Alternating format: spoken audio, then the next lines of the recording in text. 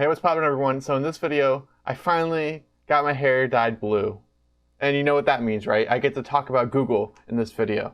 So if you don't know, Google just announced that today the company, everyone can work from home until next summer, June, I think June of 2021, which is exciting news because many trends tend to follow Google.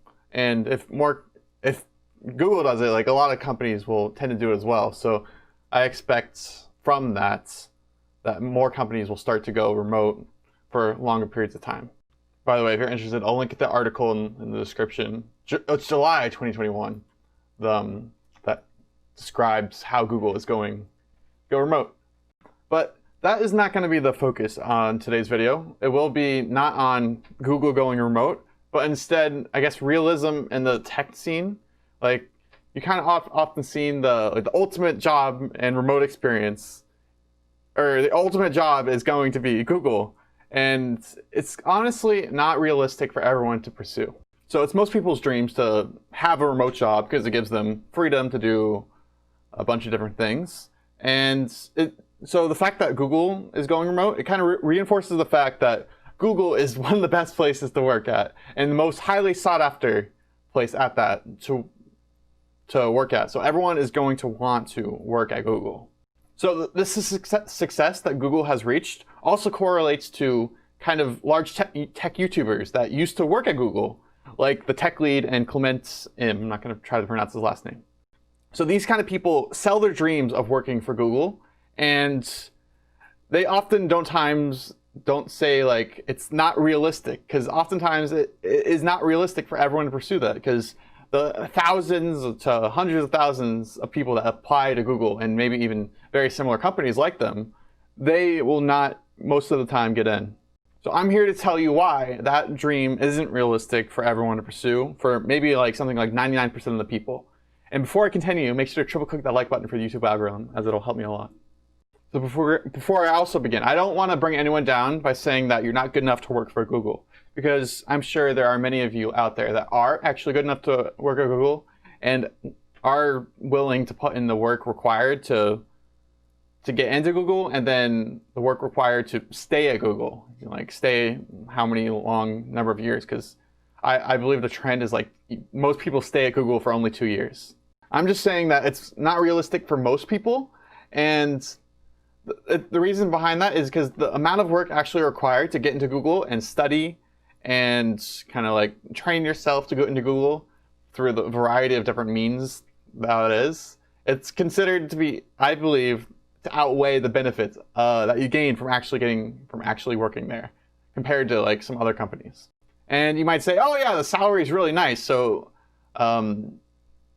and that is true, very true. The salary you get like at working at Google and similar tech companies is very large.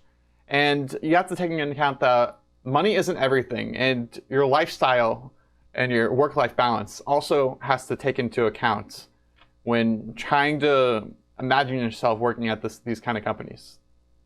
So I'm also not here to criticize the Techlead and Clément, because they did what any honest person would do in their shoes that like was working at Google or Facebook or whatever, and they took advantage of the situation that they were in at working at such a large and famed company like Google. Like, they can monetize their dream of working at Google, which is honestly better than actually working at Google.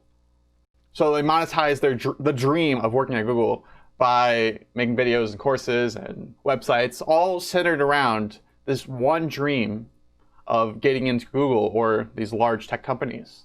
And I'm not criticizing them because they put in a lot of effort to get there. Like, Techlead took like 10 years before he actually got into Google, and Clément also like hit the papers real hard for like 6 months and studied his butt off trying to get into Google, like starting from zero code, which is honestly really impressive.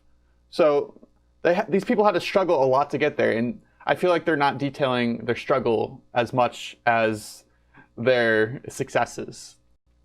Because the struggle really, it really can get to your brain and cause like mental pain, kind of.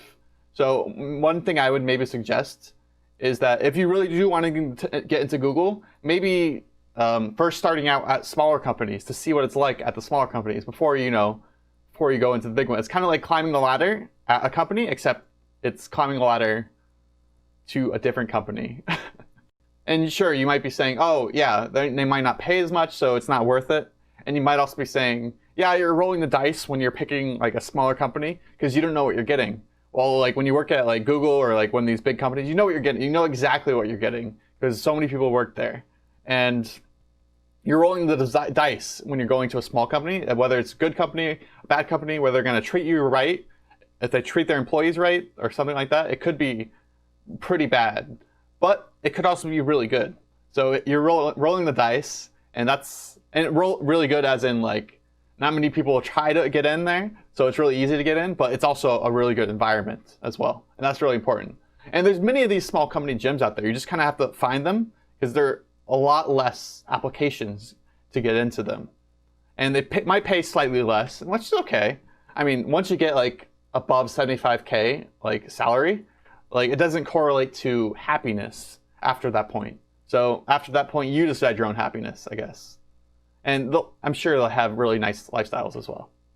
I can't tell you how many people I know that think they suck at programming and hate doing it as well, but they keep on doing it because they had that one dream of getting into Google. And that's mentally draining when you hate doing something, but you keep doing it. And you're not doing it for yourself. No, you're doing it for other people, or I guess maybe to impress your parents, impress your friends, or maybe for the money. You think to yourself, oh, if I get this job, then I'll be happy. But that's not always the case if you hate what you do. So eventually it will lead to unhappiness if you hate what you do, but you did it all just for the money. Because at some point you're gonna have money, but you're not gonna have happiness. I just want to warn to make sure you're not making sacrifices when you're trying to search for kind of jobs and what you're trying to do for the rest of your life. Because people only just try to display like the good things in maybe like jobs or stuff that's sought after, but they never show the downsides. So I guess what I'm really trying to say is that make sure that your motives are in the right place when you're trying to go for certain jobs. And I'm not only talking about certain jobs, I'm talking about make sure your motives are right when you're trying to do pretty much everything. And for example, if you like hate working out, which I used to hate working out, but you keep motivated by it by telling yourself that you want to like impress like that one person that you just want to impress. So you keep doing it, and there'll come a point when your motivation will stop for whatever reason. Maybe you no longer want to impress this one person anymore. Maybe they're disappointing you or something like that. So your motivation will stop, and because of that, you're going to stop working out. And then, of course, you're no longer going to be healthy because you're stopped working out. So I guess that kind of relates to that. So that's kind of what happened to me. Instead of kind of trying to impress that one person, I try to impress myself, and I guess put the motivation on myself to continue like exercising and keep myself healthier, you know, the good stuff. So I made it my own motivation instead of like, you know, someone else's motivation. I wasn't trying to impress my parents, my friends, or like doing it just for the money or whatever. So now, consequently, I run every day, and not for anyone but myself. And I guess that's that story. Anyways, that's the end of this video. I hope you liked it or got something out of it. If you did, make sure to hit that subscribe and like button. I'll talk to you later. Peace.